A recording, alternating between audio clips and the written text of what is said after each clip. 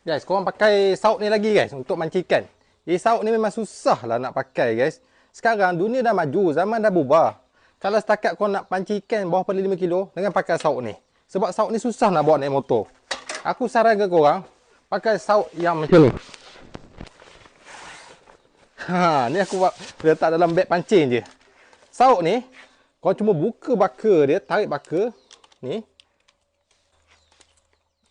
Dia jadi sauk.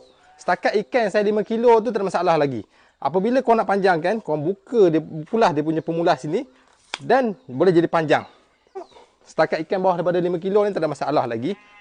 Sauk dia memang kerah. Dan apabila kau nak tutup, kau tarik baka dia.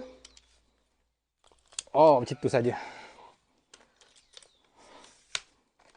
Jadi macam ni guys. Dan boleh masuk dalam beg pancing.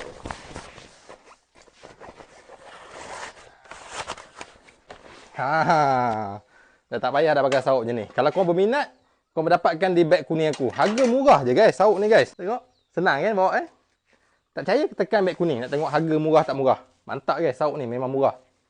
Senang dibawa ke mana-mana.